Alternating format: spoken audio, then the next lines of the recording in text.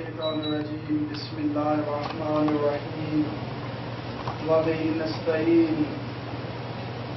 الصلاة والسلام على رسوله الكريم أما بعد قال أمير المؤمنين علي بن أبي طالب عليه الصلاة والسلام كونوا للظالم خصما وللمظلوم عونا والصلوات اللهم صل على محمد وآل محمد. سب سے پہلے خدا کی آخری حجت بری یاسر زمانے کے امام کی بارگاہ میں مومنین کی طرف سے اور اپنی طرف سے سرکار کی جد امجد سرکار امیر المومنین علی بن ابی طالب علیہ السلام کی علمناک شہادت بار امام کی بارگاہ میں ہدیہ تعزیت پیش کرتے ہیں. دعا گو ہیں کہ مالک اس عظیم امام کے صدقے میں کہ جس کی شہادت ہم دیار غیر میں اس غریب الوطن کے عالم میں منا رہے ہیں، مولا سب غریب الوطن پردیسیوں کی جملہ حوائج شریعہ کو منظور و مقبول فرمائے.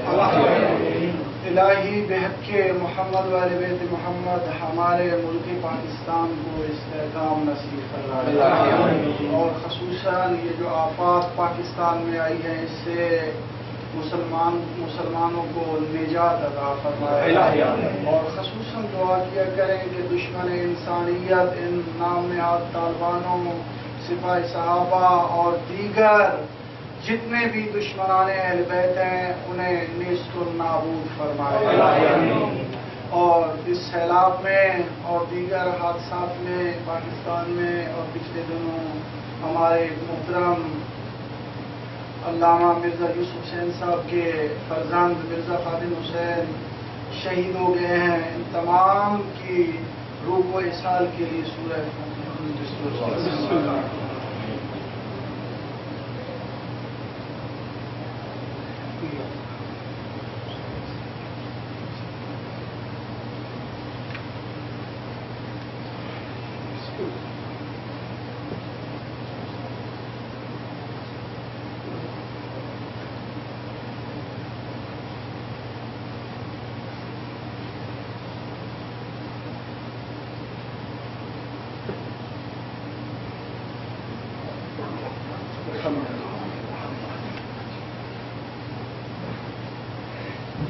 میں نے آپ کے سامنے امیر المومنین علی بن ابی طالب علیہ السلام کی آخری وصیت کے جملے ادا کیے ہیں، جس کا ترجمہ یہ ہے: امیر المومنین آخری وقت وصیت کرتے ہیں کہ کونوا للظالم خصما وللمظلوم عونا، کونوا للظالم خصما وللمظلوم عونا.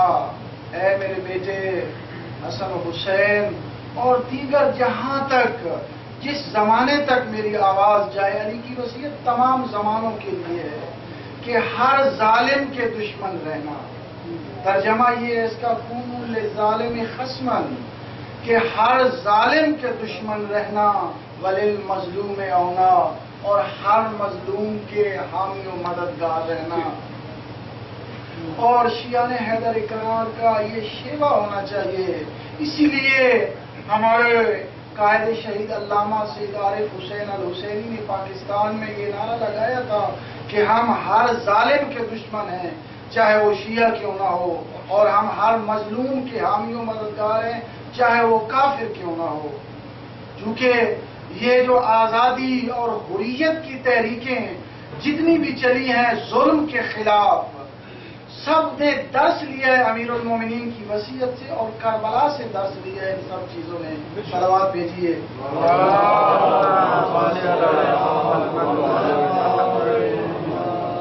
امیر المومنین علی بن ابی طالب علیہ السلام کی زندگی کا مطالعہ کوئی اتنا آسان کام نہیں ہے، انسان کے فساد کی بات نہیں ہے کہ امیر المومنین کی زندگی کا احاطہ کر سکے، لیکن ہماری کچھ ذمہ داریاں ہیں. چونکہ ہم علی کرتے ہیں اور ہم دعویٰ کرتے ہیں کہ ہم امیر المومنین کے پیروکار ہیں، لہذا ہمارا حق بنتا ہے کہ ہم امیر المومنین کے نقش قدم پہ چلنے کی توفیق یعنی کوشش کریں.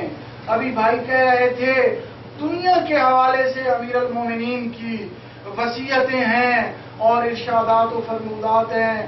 اگر علی کی دنیا دیکھنی ہے تو آئیں میرے دوست نہج البلاغہ کا مطالعہ کریں.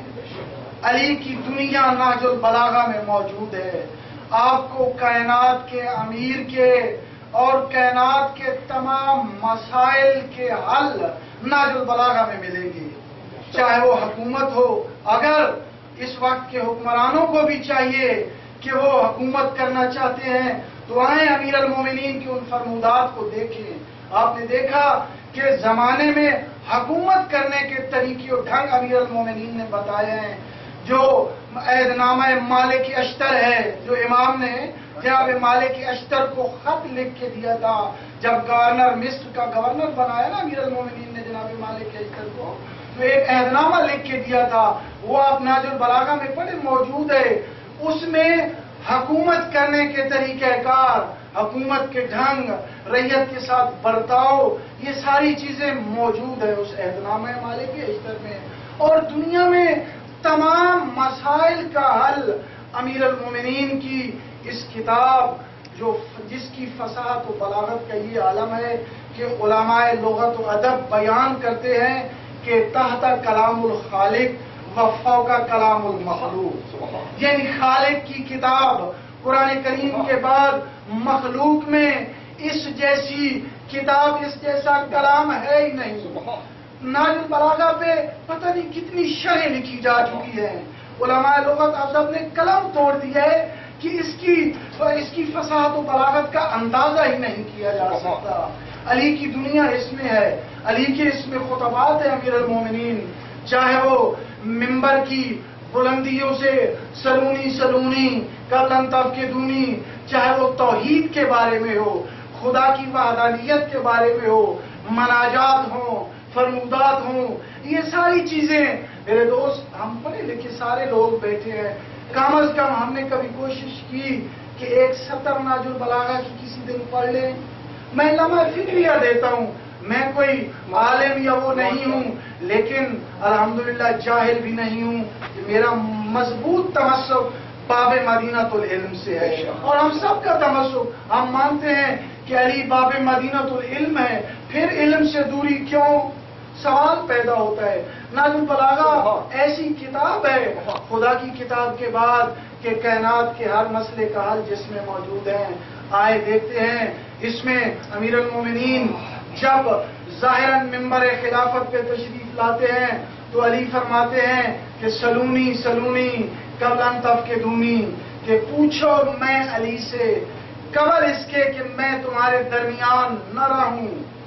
یہ علی کا خطبہ نہج البلاغہ میں موجود ہے اور اس خطبے کی قبلہ مفتی جعفر حسین قبلہ آل اللہ مقامہ نے بڑی وضاحت کی ہے. آپ نہج البلاغہ کھول کے دیکھیں، اس خطبے کی بڑی وضاحت کی ہے. بعض لوگوں نے اس خطبے پہ اعتراض کیا ہے کہ یہ کلام علی نہیں، اور دوسرا یہ جو خطبہ ہے کہ امیر المومنین کا یہ خطبہ شرعی مسائل کے حل کے لیے تھا. اس کا جواب اور اس کی تفصیل مفتی صاحب قبلہ نے نہج البلاغہ میں وضاحت کے ساتھ لکھی ہے. وہ فرماتے ہیں کہ عربی کا 12 ایک ڈیٹیلز ہے. اب میں وہ ڈیٹیلز کو نہیں بیان کر سکتا، کتنے صفحات کی ایک ڈیٹیل ہے جو مفتی صاحب قبلہ نے اس خطبے کی سچائی اور حقانیت کے دلائل میں لکھی ہے. اور اس کے بعد یہ واقعات بھی ہوئے امیر المومنین کی رحلت کی شہادت کے بعد کئی واقعات بھی ہوئے ہیں. کئی لوگوں نے سلونی کا دعویٰ بھی کیا ہے. ان میں سے ایک مشہور کردار جس کا نام سبت ابن جوزی ہے، اس نے بھی دعویٰ کیا تھا کہ سلونی سلونی پوچھو مجھ سے.